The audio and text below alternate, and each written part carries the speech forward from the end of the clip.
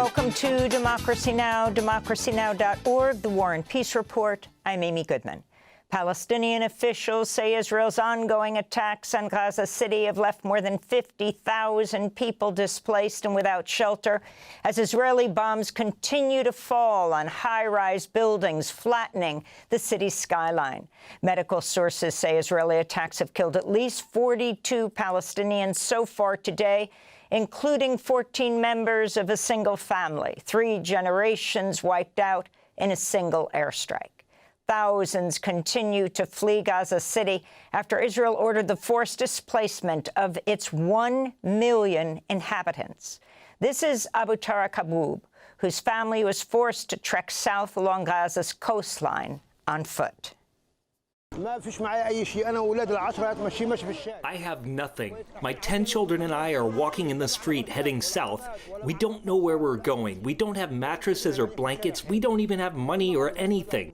Maybe death would be better than what we're living through. I have children who slept in the street yesterday. In the occupied West Bank, Israeli forces rounded up over 1,500 Palestinians in Tulkarem Thursday, ordering a curfew for the city's residents. Footage shared by residents showed Israeli soldiers marching Palestinians, including children, through the streets.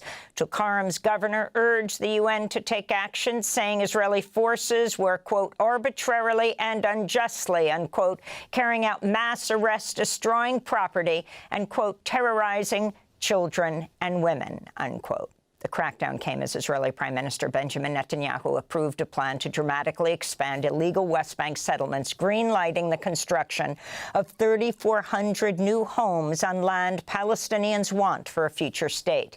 The expansion into what Israel calls the E1 area would link occupied East Jerusalem to the large Ma'ale Adumim settlement, dividing the West Bank and further isolating Palestinian communities. Netanyahu spoke at a signing ceremony Thursday.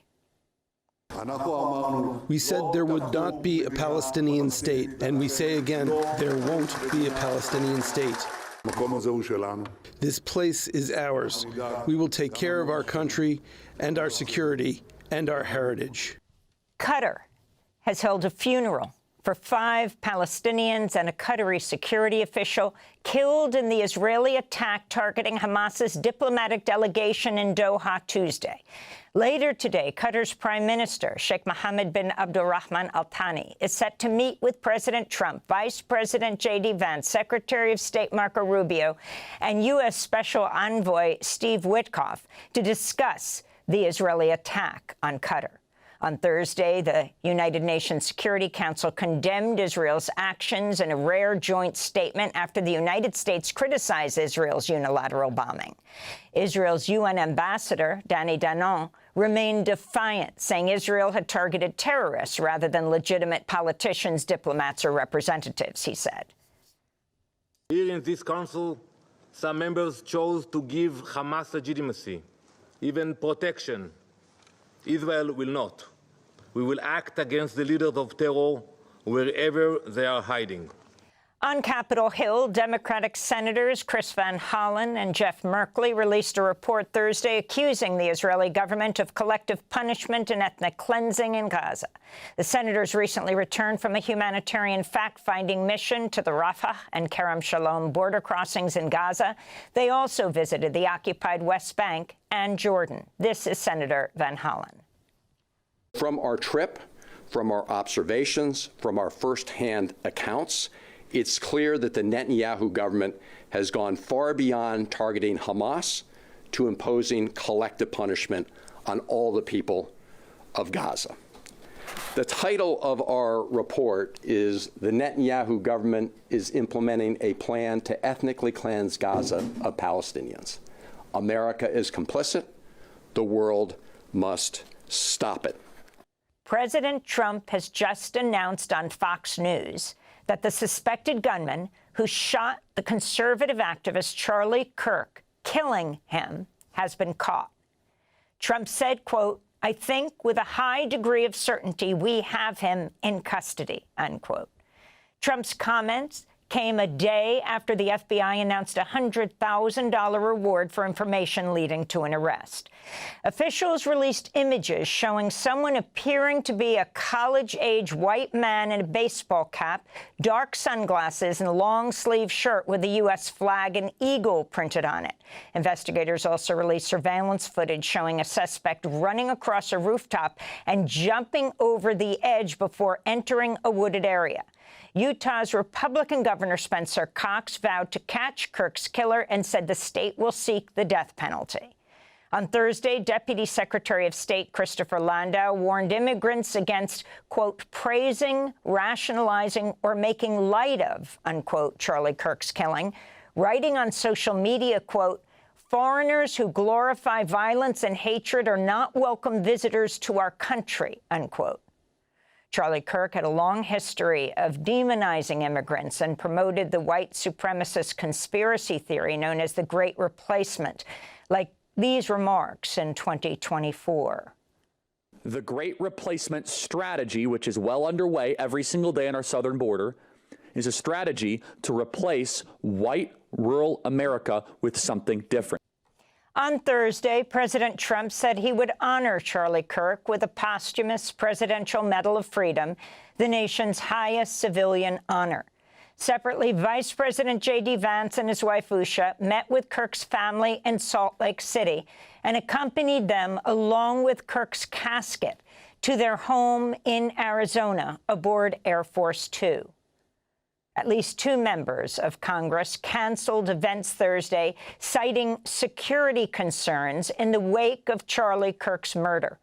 Republican Congressmember Nancy Mace and Democrat Alexandria Ocasio-Cortez. The New York Yankees tightened security ahead of a game with the Detroit Tigers last night, attended by President Trump, who watched through bulletproof glass. Trump was roundly booed. Several historically black colleges and universities canceled classes and ordered students to shelter in place Thursday after receiving threats in the wake of Charlie Kirk's murder. The affected schools are Alabama State University, Southern University in Louisiana, Clark Atlanta University, and Spelman College in Georgia, Virginia State University and Hampton University in Virginia, and Bethune-Cookman University in Florida.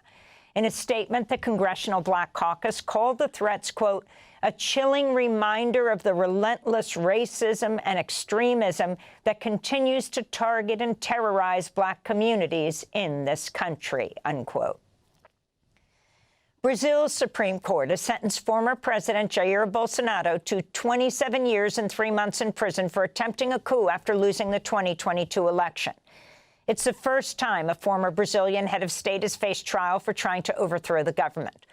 Bolsonaro and his co-conspirators, who were also sentenced to prison, hatched a plan that would have used armed forces personnel to assassinate then-President-elect Luiz Inácio Lula da Silva and Supreme Court Justice Alexandre de Moraes.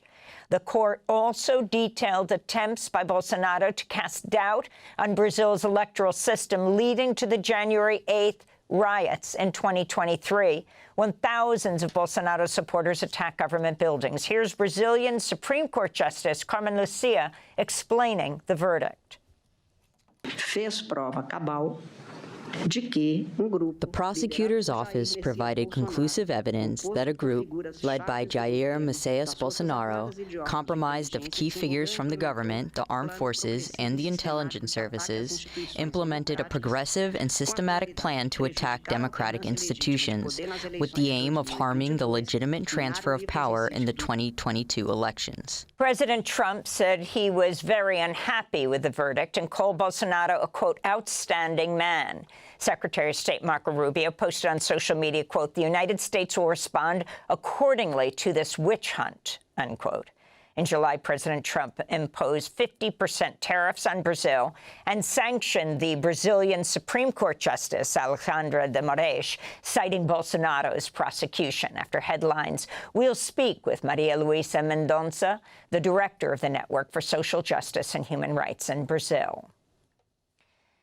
In Michigan, 15 Republicans who tried to falsely certify President Trump as the winner of the 2020 election in the state will no longer face trial after a judge dismissed their criminal charges.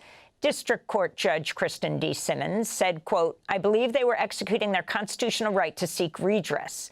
Simmons' ruling cast the group as simply following orders from more senior leaders like Rudy Giuliani and Kenneth Chesebro, who were not on trial. After the 2020 election, Republican activists in 7 states tried to produce false electoral college certificates claiming Trump had won in their state. Senate Republicans voted Thursday to invoke the so-called nuclear option to speed confirmation of nearly 150 of President Trump's nominees awaiting floor votes.